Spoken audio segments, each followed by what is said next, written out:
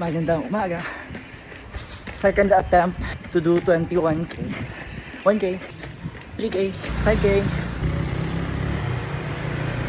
10K, 12K. Halfway there. First time ko lumagpas ng 16. Init na. Sabi niya sanuwi na daw ako. But no. I'm stronger than you. My sunscreen is stronger than you. 3 more steps to 21. Let's go!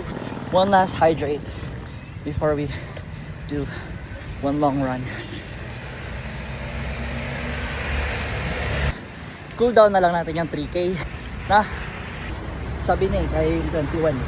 In the middle of the run, sabi ng isa, huwag kang tumuloy. Wala ka naman dapat patuloy. Sabi naman ng isa, beat the PR. Come here. Sayo, kinaya.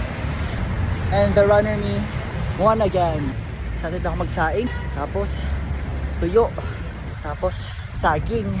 Tapos, itlog. Santa Makmak. Yan. Yan yung reward mo. Dahil natapos mo 21. Konti na lang. Hello, Davao. Hello. 21K. Saya-saya naman ng tao. Yan. 2 hours and 48 minutes. We're home.